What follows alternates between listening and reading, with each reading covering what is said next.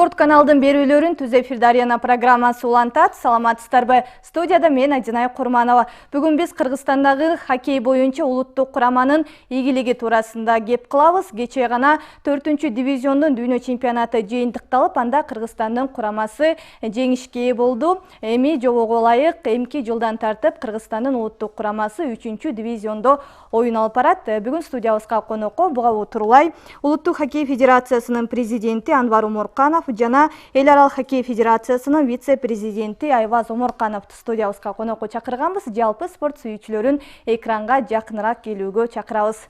Саламатсыздарбы? Студиябызга кош келдиңиздер. Жеңишиңиздер менен куттуктайбыз. Жеңиш улуттук кураманыкы болсо, жалпы элдин сыймыгы болду десек болот. Азыр эле аэропорттон келатабыз. Жалпы курама командаларды узатып деп айтып калдыңыздар. Улуттук курама командалар ошондой эле Кыргызстанга келген конокторду кандай узатып алдыңыздар? Жалпы чемпионат кандай өттү? Рахмат, Адинай. Баары жакшы болду, өзүңөр көрдүңөр. Чынын айтканда, могу канча 5 күн, 6 күн өттү. Экисине 8-не чейин. Кыргызстандыктар үчүн чоң майрам болду. Чемпионат чын айтканда чоң деңгээлде өттү. Чоң күн баарыңар ага күбө болдуңар.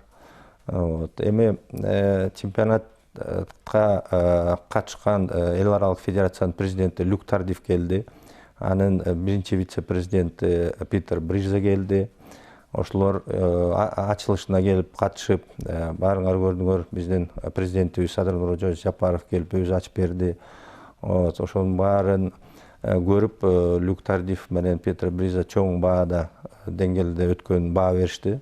Чын айтканда биз мынчалык күткөн эмеспиз деди, 4-дивизион кандай өтөрүн. Бирок ушунун баарын көрүп, оргкомитет кандай иштеди, федерация кандай иштеди, кандай уюштурулган баарын көрүп туруп, аябай мындай сыймыктанышты да. Бизге дагы бул чоң сыймык, алар ушундай чоң баа бергенине да. Дүйнө чемпионаты 4-дивизиондогу негизи эле мындай чоң деңгээлдеги самалык Кыргызстанда алгачкы жолу өткөрүлдү. Мындай мелдештерди өткөрүүгө чоң каражат, чоң уюштуруу командасы турат. Азыр болсо кимдер демөөрчүлүк кылды, ошолор боюнча сурагым келип жатат. Улуттук эл аралык хоккей федерациясы, ошондой эле Кыргызстандын дагы тиешелүү спорт комитети жардам берсе керек, ошолор боюнча айтып берсеңиз. Эми чын эле айтканда, могу чемпионат баары келип, уже даяр эмени көрүп атышат да. Сулуу баары жакшы депчи. Бирок мунун артында чоң жумуш турат да. Мунун артында 5-6 ай жумуш турган, аябай чоң жумуш. Анан эң биринчи мен ушу пайдаланып биздин президентибизге Садыр Нурозовичке чоң ыраазычылык билдирет. Өзү баш болуп турган үчүн ушундай деңгээлде өттү да. Анан албетте спонсорлор чоң жардам берди. Бул BMW компания, бул Мегаком компаниялар, Шоро, Акбата, Оптима банк, Демир банк, ресторандар жанагы Барашек деген, Нават деген, Супара. Мунун баары ошо кичинеден болсо да жардам берип, ошого бизге жөлөк болушту да, бизге аябай жардам беришти. Чын айтканда жалгыз федерациябыз кыйын болот эле. Бирок ушундай элдин баары жардам беребиз деп жардам берген үчүн ушундай жакшы деңгээлде өтүп, жакшы уюштурулду да. Эл аралык федерация болсо келген командалардын гостиницасын, тамак ашын төлөп беришти. Плюс биз өзүбүздүн федерациядан каражатты бөлүп, анан ошо чогуу ушундай биригип жазаган үчүн ушундай деңгээлге жеттик да. Айваз, эми сизге кайрылайын. Сентябрь айынан бери дал ушул Океания Эл аралык хоккей федерациясынын вице-президенти болуп дайындалгансыз. Анан бул дагы мелдешти уюштурууга көбүрөөк, жеңилирээк болсо керек, жардам тийгизсе керек. Жок, эми Эл аралык хоккей федерациясынан ушу мелдештин жетекчиси Вистурс Козел болуп дайындалды. Андан катары медицинский супервайзер келди Эстониядан. Анан рефери бир курамасы келди, рефери курамасы келди. Ошондой эле биздин Эл аралык хоккей федерациянан эле ошондой эле жардам болду да. Ушу жардам болуп эсептелет. Жогоруда сиз демөөрчүлөрдү айтып кеттиңиз. Демөөрчүлөрдү тартуу негизи кыйынга турат. Аларды мисалы хоккей бизде бардык аймакта текши өнүккөн эмес, жаңыдан өнүгүп, мына ушул дүйнө чемпионатынан кийин дагы популярдуулугун арттырса керек. Анан аларды эмне кызыктырды ушул чемпионатка демөөрчү? Эми бул дагы алар менен сүйлөшүш, бул да искусство да. Аларды баягы орусча айтканда убеждать этиш керек. Хоккей ушундай спорт, эң мыкты спорт депчи. Бул да өзүнчө баягы маркетинг, менеджмент дегендей сыяктуу да. Анан эми ошентип 6 айдан бери жүрүп сүйлөшүп атып, көбүн биз чын айтканда баягы убеждать эттик, что жардам берсеңер депчи. Анан көбү билбейчү хоккей каерде арена бар, кандай өтөт. Анан баары ошолор келип катышкандан кийин көз ачылып көрүштү. Бул бизде чоң деңгээлде хоккей бар турбайбы, ушундай арена бар турбайбы деп. Эми ойлойм, бул турнирден кийин мындан көп спонсорлор табылат го депчи хоккейге. Анан мындан кийин дагы көп деген кички өспүрүмдөр балдар ата-энеси хоккейге берет деген оюбуз бар. Мен ойлойм, ошо берет депчи. Анткени чын айтканда хоккей бул ар кайсы тараптуу балага развитияга көп таасир берет да. Мисалы бул командный вид спорта да. Командада ойногон бала бул ой жүгүртүүсү да бөлөкчө болот. Анан муз аянттын үстүндө жүргөндө бул көп убакытта оорубайт. Анан жакшы ойноп, ушу балдар чет мамлекетке чыкса, мисалы Америка, Канадага барса, университетте бир жака барып окуйм десе, хоккей жакшы ойносо, ошо көп жерде бекер окууга уруксат беришет да. Андан кийин жакшы ойноп, жана НХЛ клубтарга кирсе, а жерден көп каражат да табышы мүмкүн балдарчы. То есть бу жерде хоккейдин перспективасы баягы астыда турган перспектива, анан балдар өскөнгө жол бар да. Бул чемпионат өзүңүз айтып өткөндөй, хоккей бул командалык жарыш болгондуктан ар бири бири-бирин жакшылап түшүнүшү керек. Ал эми бизде болсо улуттук кураманын оюндары аябай эле аз өтөт. Ага карабай 3-дивизиондо бардык командаларды дээрлик ийир эсепте утту. Анан команданын кандай артыкчылыктарын, кандай кемчиликтерин баалай алдыңыз?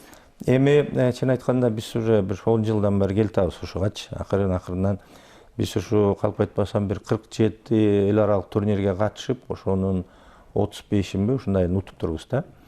Анан бизде Азия мамлекет боюнча топ дивизион бар, премьер дивизион деп коет. Эми топ дивизиондо бул Казакстан, Япония, Корея, Кытай да. А премьерде калган Азия мамлекеттери. Ошо калган Азиянын көп мамлекеттерин биз утуп, анан ушу 4-дивизионго өткөнбүз да. Анан бул этаптарды биз өтүшүбүз керек, албетте.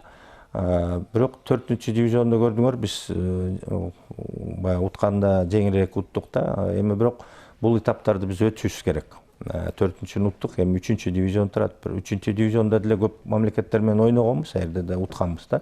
Эми ошо мен ойлойм, бир 1-2 жылда биз бир 2-дивизионго барабыз го депчи. Түшүнүктүү. Азия жана Океания аймагында 35ке жакын мамлекетте хоккей ойнолот экен. Ал эми ушул аралыкта сиз эмнелерди көрө алдыңыз? Азыркы 5 айдын аралыгында кандай иш-аракеттер жүрүп жатат? Чоң рахмат.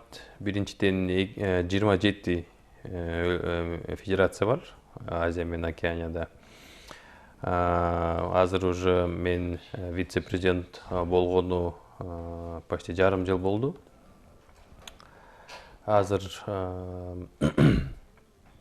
бир мындай стратегия түзгөнгө биз аракет кылып атабыз эл аралык хоккей федерациясында. Андан катары уже 2 жолу Олимпиада как раз таки Азияда өттү. Биринчи жолу Пьонччангда өттү, экинчи жолу Пекинде өттү. Азия менен Океания үчүн бул аябай чоң эле жетишкендик болду. Андан сырткары дүйнө чемпионаты биринчи жолу Азияда өттү, Кыргызстанда өттү. Биз үчүн, эл аралык хоккей федерация үчүн бул чоң эле жетишкендик да болду да. Түшүнүктүү. Кыргызстанда буга чейин Улуттук хоккей федерациясынын вице-президенти 3 эле арена ушундай эл аралык стандартка жооп берет деп айткан болчу. Ал Бишкекте, Нарында жана дагы бир аймакта айткан. Азыркы учурда эл аралык арена салуу боюнча дагы иш аракеттер жүргөнү сиз дагы айтып жүрөсүз. Анан бул жаатта иш аракеттер кандай жүрүп жатат? Туура адинай суроо бердиңер. Биз 3 жылдан бери мен жүрөм. Ушу мамлекеттен жер бергиле депчи. Эми ошо Кудай буйрса президентибиз жер бөлүп берди. Биз капсула салдык. Жана эл аралык федерациянын президенти Люк Тардиф менен Петр Бриза менен салдык. Кудай буйрса азыр бир 3-4 айдан кийин мен ойлойм бир уже эскизный проектти баштайбыз. Ошону бүтсөк, салып Кудай буйрса салып баштайбыз да. Мен ойлойм ареналар азыр эл аралык аренада дүйнө жүзүндө биринчи очередь ледовый арена салышат да. Муз аянтын салат. Эмне үчүн? Эмне үчүн дегенде, ал муз аянтында 4 кышкы вид спорт боюнча оюн ойнотсо болот. Бул хоккей, фигурное катание, бул шорт-трек и керлинг. 4-өө тең олимпийский вид спорта. Анан ошону муз аянты турса, ошолорду өткөзсө да болот да. Бортторду алып туруп, жана муздун үстүнө азыр атайын эмелери бар, покрытиялары бар. Анын үстүнө уже бөлөк вид спорттарды кылсак болот. Күрөш, бокс, футбол, волейбол, баскетбол, концерт, любой мероприятияны өткөзсө болот да. Бул многофункциональный арена деп коет да. Ошондой ареналар мен ойлойм көбүрөөк болсо биздин канча деген балдар ошо жака барса болот да. Ошо. Буга чейин жер маселеси чечилбей келген, эгер чечилсе эле салууга даярбыз деп айткан жайыңыз бар. Азыр жер маселеси чечилдиби? Кудай буйрса чечилди деп айтсак болот да. Ошо мамлекетибизге, президентибизге чоң рахмат. Эми спортко ошо баарыңар билесиңер, ошо акыркы учурда көп көңүл бурулуп атат. Ошо бул көңүл бурулган үчүн мына Олимпиададан биздин борецтер канча медальдарды алып келди. Мына хоккей кандай деңгээлге жетип атат. Тиги жудо боюнча Азиянын чемпионаты өткөн 35 мамлекет келип. Мунун баары мамлекет президентибиз көңүл бурбаса мындай жетишкенге жетмек эмеспиз да. Түшүнүктүү. Мен айтып кетейин, арена боюнча биз эл аралык хоккей федерациясынан биз да жардам беребиз. Менин коллегам Вистурс Козел бул жолу ушул дүйнө чемпионатынын жетекчиси болуп дайындалды. Ал андан сырткары биздин эл аралык хоккей федерациясыбыздын биздики бир комитет бар. Арена боюнча инфраструктура комитети бар да. Ал ошонун комитетинин жетекчиси болот. Ал Кыргыз федерациясына албетте жардам берет, проект боюнча, эскиз боюнча жардам берет, колдоп берет да. Ал азыр берди, кетелек 13-үнө чейин биякта. Анан өзү да айтып калды, ошо 2-3 күн арасында отуруп ошо арена боюнча сүйлөшөлү. Анткени азыр жана өзүбүз баштасак, кээ бирде туура эмес кылып алсак, ошонун баарын булар стандарттарын айтып берет. Жана проекттерин бекер көрсөтүп беришет. Кандай туура кош керек, туура эмес жерин айтышат. Ошо менен акылдашып туруп, анан Кудай буйрса салабыз да.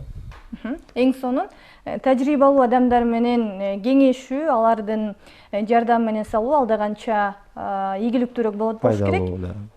Айбаз, эми сизге кайрылайын. Ошо вице-президент болгон аралыкта көп өлкөлөргө барып, же болбосо алардын хоккей менен таанышып, тажрыйбалуу болуп калсаңыз керек. Эми Кыргызстанда дагы хоккейди өнүктүрүү үчүн башка өлкөлөрдөн биз эмнелерди алышыбыз керек экен? Биринчи жол эң биринчиден бул инфраструктура болуш керек, арена болуш керек. Мен ойлойм, биздики бир мындай чоң арена болсо, 3000 киши баткандай арена болсо, бул аябай эле чоң жардам болот да. Андан сырткары биздин Кыргызстандын командасы аябай эле күчтүү. Буюрса Кыргыз хоккей федерациясынын президенти айткандай эле 2-дивизионго жетише алат да.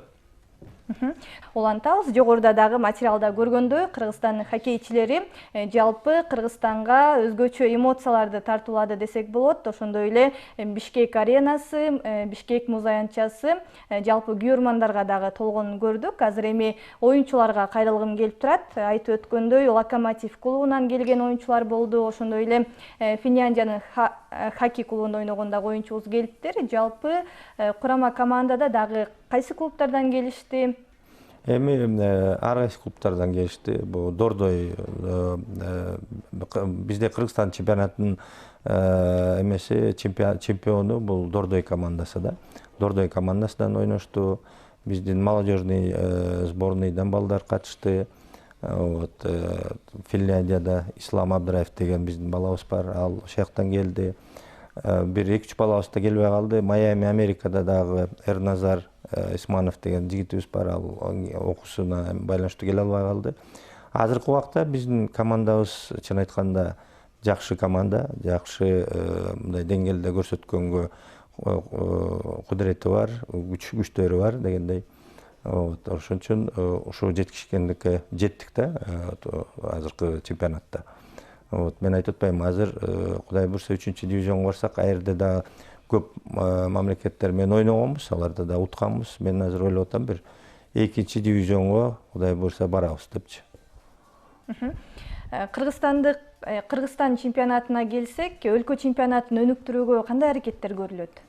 Эми бул мына могу чемпионаттагы бул өзүнчө түрткүч болот да. Вот биздин Кыргызстан чемпионатына дагы. Азыр биз уже ойлоп атабыз, азыр ушу ар бир клубтарга бир спонсорлорду таап жакшы. Анан ошол жерде спонсорлордун тирешеси эмеси болуш керек да. Атаандаштыгы болуш керек да. Ошого жеткизишибиз керек. Анан ушу чемпионат мира өткөзгөндөй баягы күйөрмандар келсе, ошончолук кызык болот да. Вот ошого азыр биз ойлонуп атабыз да, кандай ушуну кандай кылсак депчи. Канча команда ойнойт Кыргызстан? Бизде эми бир 8 команда ойнойт да, 8 команда ойнойт. Бирок биз 2 зона эмеге бөлгөнбүз, баягы лигагачы. Вот анан биринчи лигада Бишкекте өтөт, анан экинчи лигаларды Нарында өткөзүп атабыз да. Анан ошого азыр ойлонуп атабыз, ушу жакшы спонсорлорду таап туруп, анан күчтөнтүп командаларды. Бир убакта биз ар бир командага легионерлерди алып келгенге уруксат бергенбиз. Ошол жерде клубтар өзүлөрү чуркап алып келип, ошондо күчтүү балдар канчалык көбүрөөк келсе, ошончолук кызык болот да. Вот ошон үчүн ошонун баарын азыр ойлонуп атабыз да. Азыркы учурда легионер барбы же жокпу? Бизде легионер деген бул баягы өзүнүн иностранный паспорт менен ойногон бала легионер делет да. А бизде легионер жок. Бизде натурализованный, биздин гражданство алган 6 балабыз бар. Ал Кыргызстан үчүн ойногон да. Вот ошон үчүн биздин балдар азыр деп айтсак болот да. Кыргызстандын аймагында жалпы текши хоккей өнүкпөгөндүгүн билебиз. Азыр кайсы аймакта жакшы өнүгөт, кайсы аймакта аксап жатат? Бардык аймакта текши өнүктүрүш үчүн эмне кылышыбыз керек? Эми бул мындай болуп атпайбы? Баягы албетте Бишкекте өнүгүп атат да. Анткени биякта муз аянттар баягы эл аралык эмеге жооп берип аткен, требованиясына жооп берген ареналарыбыз бар. Анан атеренин мүмкүнчүлүгү бар, алып келип балдарды алып келгенгечи. Албетте бул баягы орусча айткандай дорогостоящий вид спорта да. Мисалы футбол эшикте деле ойной берсең болот, а муз аянтын салып, анан музду содержать эткен үчүн, мисалы бир айда калп айтпайын бир 6-7 миң доллар электроэнергия кетет. Аны акташ керек, аны жабыш керек. Ошон үчүн бул хоккей боюнча баягы муз аянтты акташ, анан ошону содержать эткен үчүн кыйынчылык бар да, кыйынчылыктары бар. Ошон үчүн эмнеге Бишкекте өнүгүп атат? Бишкекте кичине баягы эл келип көбүрөөк келип, анан ошонун эмесинен жапса болот да, баягы эмелерди, электроэнергияны, баягы аренанын содержаниясын. Региондордо баягы биз ойлоп атабыз, азыр сүйлөшүп, спонсорлор менен сүйлөшүп, баягы жана чоң аренаны салбай эле жана бортторду алып берсек депчи. Жок дегенде бортты алып берсек, аерде региондордо жок дегенде кар бир 4-5 ай жатса, 4-5 ай ойносо деле бул чоң баягы түрткү берет эле да хоккейге. Бирок азыр могу региондордо көп ошондой бортторду өз колу менен салып атышат, айыл өкмөттөр жардам берип атат, спонсорлор жардам берип атат. Акырындан өнүгүп келатат. Мен ойлойм бул чемпионатта мыйрандайын дагы өзөт депчи хоккейге кызыккандар. Сөз түрдө бул дүйнө чемпионатынан кийин кичинекей биздин спорт сүйүүчүлөрүбүз, жалпы эле Кыргызстанда хоккей спортуна кызыккандар көбөйөт деген ишеничибиз чоң.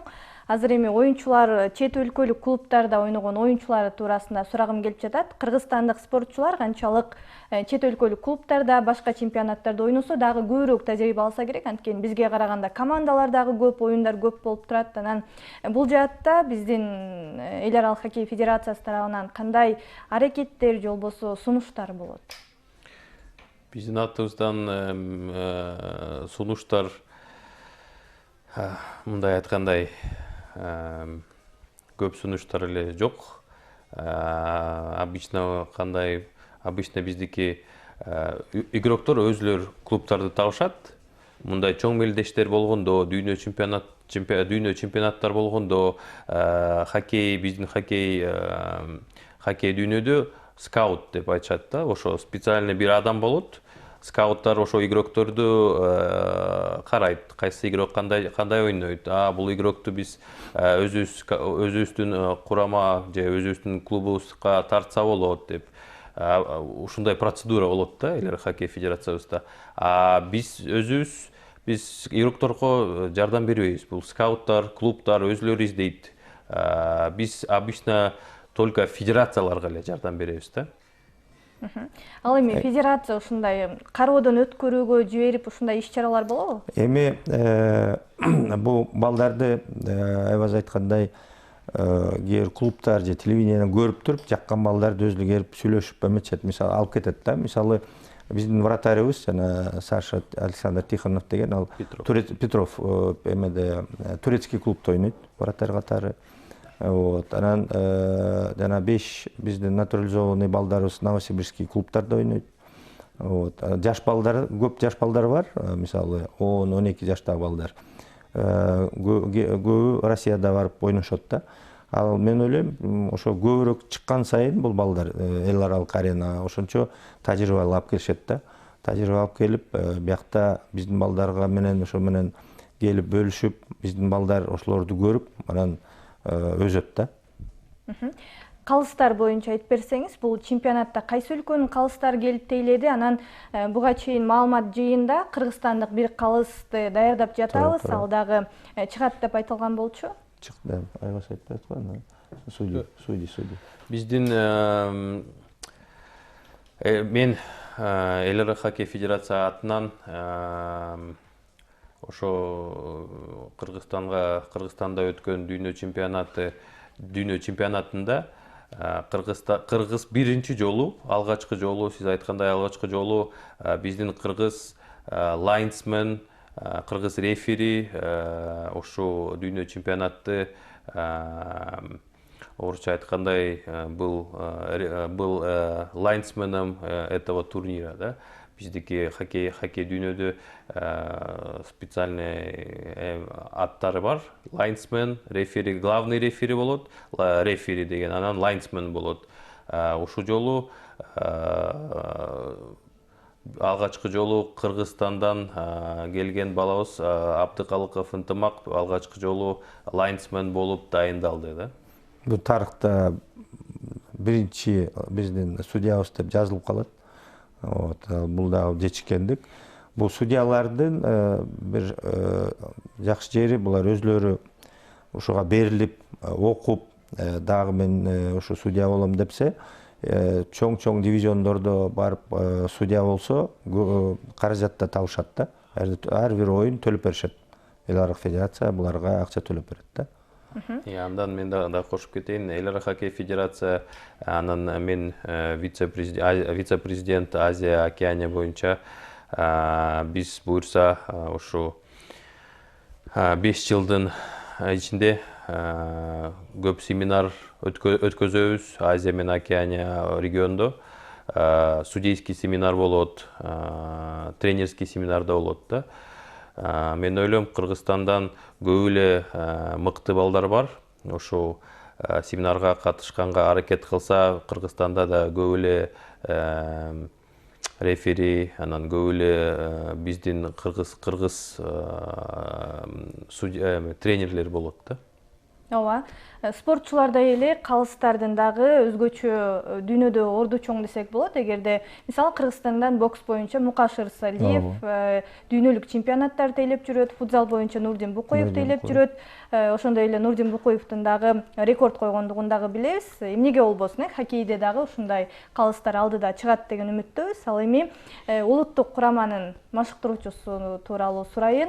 Михаил Чеканов жетектеди. Өзү бизге берген маегинде атайын ошо Орусиянын федерациясы жана Кыргызстан федерациясы менен биргеликте кеңешилип жиберилген экен. Ушул тартип иш кандай келишим менен сүйлөшүлгөн, кандай макулдашылган? 17-18-жылы бияка билесиңер, барыңар Владислав Третьяк келген, ал Россия Федерациянын хоккей федерациянын президенти, анан Международный федерациянын советинде болчу. Ошондо бияка келип биз меморандум түзгөнбүз, что Россия хоккей федерациясы бизге баягы жардам берет, ошо тренерлер боюнча, жана судьялар боюнча, негизи бүт хоккейдин өнүктүрүү боюнча жардам берет. Анткени баарыңар билесиңер, Россия дүйнө хоккей боюнча биринчи орундарда турушат. Анан биз, мен ойлойм, ошо туура ошолор менен меморандум түздүк. Ошого меморандумдан кийин көп ошондой жардамдар болду. Бияка далай тренерлер келип семинарларды өткөздү, жана мастер-класстарды көрсөттү. Ошонун артынан мына Михаил Юрьевич Чеканов келип, ал өзү бир убакта женский сборныйдын тренери болчу, далай клубтардын старший тренери болчу. Анан бияка келип бизге ошо биздин сборныйды машыктырып, ушу чемпионго 4-дивизион чемпион мира кылып жеткизди да. Биз аны менен чын айтканда ыраазыбыз. Анан бул дагы андан ары да сүйлөшүп атабыз. Азыр бизде молодежный командабыз Мексикага барат, 3-дивизион дүйнөлүк чемпионатка. Ошондо жардам бергенге даяр булар. Ошо анан буларды карап биздин балдар да өзүп атат, көрүп атат. Кандай машыктырыш керек, кандай уюштуруш керек. Биздин балдарды ушунун артынан да биз өстүргөнгө ушундай аракет кылып атабыз. Жаштар арасында Мексикага барат деп калдыңыз. Бул качан болот? Даярдык башталдыбы? Биз январь айында бармакпыз ушул жылы. Бирок пандемия Мексикада эметип кетти деп отмена болгон. Отмена баягы жылдырылган да. Анан биз ошондо 8 мамлекеттен бармак командалар. Анан биз ошо 4 мамлекет сүйлөшүп, барыңар билесиңер, Турцияга барып ойноп келдик. Ошол жерде Турция, Босния, Болгария мамлекеттери катышкан. Анан биз ошондо биринчи орун алып келгенбиз. Бул ошого бир этап болду да, Мексикага даярданганга.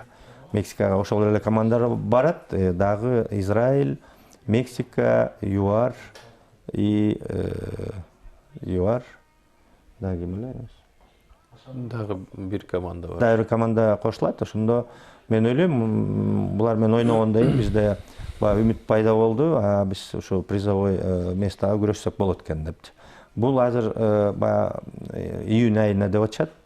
Если дагы бир пандемия боюнча запреттер болбосо, мен ойлойм июнь айында барып келебиз. Жаштар курамасы 3-дивизиондо ойношот. 3-дивизиондо. Эң сонун. Биз жогоруда белгилеп өткөндөй, биздин улуттук курама командабыз эмки жылдан тартып 3-дивизиондо ойноп барат экен. Бул дивизиондо кайсы командалар бар? Алардын деңгээлдери кандай? Эгерде биз бул 3-дивизиондо ойносок, аларга канчалык деңгээлде атаандаштыкты көрсөтөбүз? Эгерде 2 группасы бар, Б, А деп коет. Бда ЮАР, Таиланд и Босния деген. Гонконг бар болчу. Алар менен баары менен ойногонбуз, утуп келгенбиз. Мен ойлойм, аларды да утсак болот.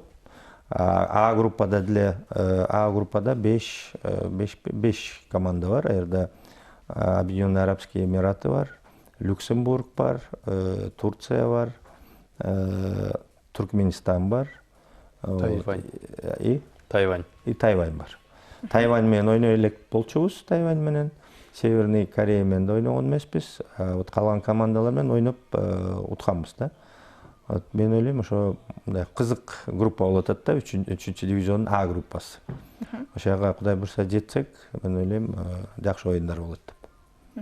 Негизи күчтүү командалар менен ойногон алда канча мындай кызыктуураак болсо керек, анткени күчтүү командага атаандаштык кылуу, эгерде аны жеңип алса, бул өзгөчө мындай сүйүнүчү дагы даамдуураак десек болот. Ооба, туура жана сүйүнүчү да даамдуураак болот. Биз ошого Кудай буйрса жеткенге аракет кылдык мына. Бирок 4-чү дивизиондо да өтүш керек да. Бул этаптары бар. Биз азыр сразу эле заявка кылып туруп 2-чи же 3-чү А дивизионго ойнойбуз деген болбойт да. Бул этаптарды акырын өтүп барыш керек. Биздин улуттук курама бул этапты ийгиликтүү өттү десек болот. 4-чү дивизиондогу күчтүү экендигин далилдеп бир эсептер менен утуп алды. Мисалы 22-1 эсебинде, 15-0 эсептеринде, кече күнкү 14-0 жаңылбасам, ир эсептерде утуп алды. Ал эми Анын Б группасы бар деп айтып калбадыңызбы? Биринчи кайсы группадан баштайт? Бдан баштайбыз. Эми бирок Бда азыр 3 команда болуп атат. Гонконг ойнобой калды деп атышат. Азыр ушу эл аралык федерация ушу конгресс болот май айында. Ошол жерден чечишет го дейм.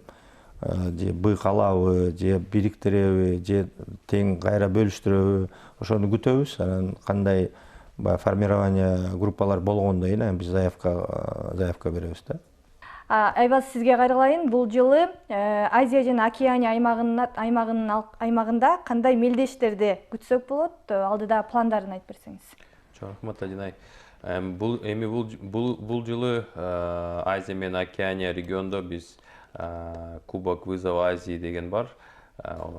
Эки жолу өткөргөнгө аракет кылабыз.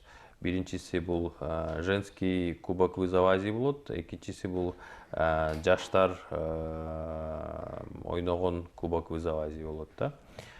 Ошо.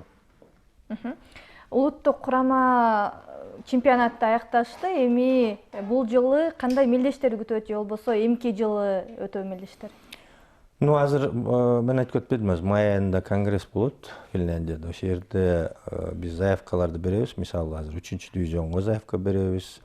Анан бизде биринчи жолу кыздар арасында команда түзүлгөн Көлдө. Шапак командасы, отрадный айылда. Ошол жерде аракет кылып көрөбүз азыр Кубок вызова Азияга, женский турнирге катышканга. Анан молодежный командабыз турат Мексикага. Ошону буюрса жерден утсак, анда экинчи дивизионго заявка кылганга мүмкүнчүлүгүбүз болот да. Алдыда сен айткандай жакшы бир пландарыбыз турат да. Ошолор ишке ашып кетсе, мен ойлойм дагы кыргызстандыктар үчүн чоң майрам белек кылабыз. Эң сонун кыздар деп айтып калдыңыз. Азыр канча команда бар? Бир эле команда бар, Баягы Саламат деген жигитибиз ошо өзүнүн BBC келип кино тартып кетпедиби? Биз ошо кинондагы Люк Тардиф менен Петр Бризага көрсөттүк. Баягы көрдүңөр беле ошо эмени фильмди? Ошону көргөндө чын айтканда ыйлагың келет да. Баягы каражат болбосо дагы кандай аракет кылып атышат да айылда. Мисалы, ошол жерде өзүнүн эле огородун тазалап алып туруп, муз аянтын куюп, клюшкалар жок болсо дагы баягы ремонт кылышып, ошол жерден ушундай уюштурганды көрүп алып, жана биздин эл аралык жетекчилер чыны ыйлагасы келип отурушту. Анан сразу ошол жерден айтышты, Саламатта келген, кыздар да келген.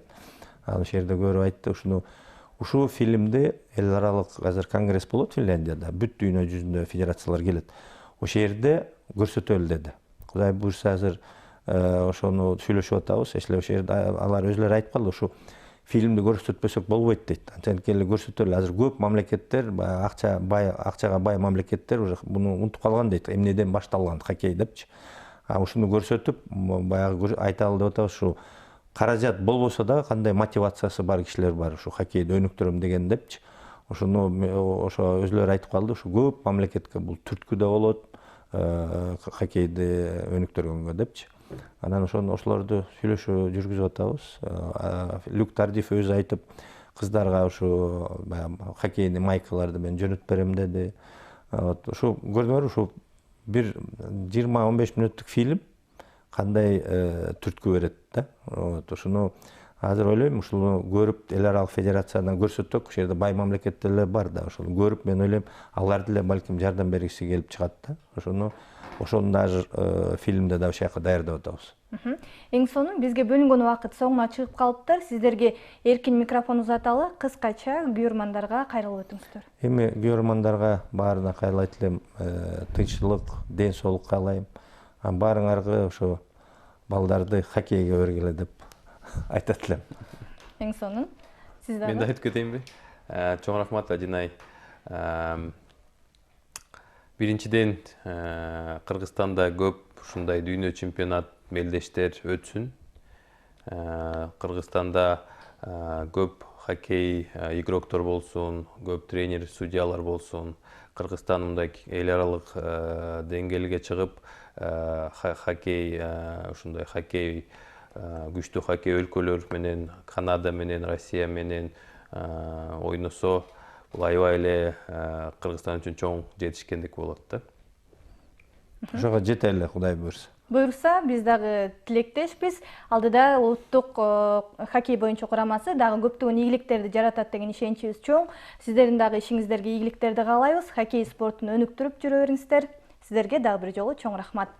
Бүгүнкү Арена программасында Улуттук хоккей федерациясынын президенти Анвар Оморканов, ошондой эле эл аралык хоккей федерациясынын Азия жана Океания аймагы боюнча вице-президенти Айбаз Оморканов студиябызда конокто болду. Ал эми программаны мен Адинай Курманова алып бардым. Кийинки эфирлерден амандашканча.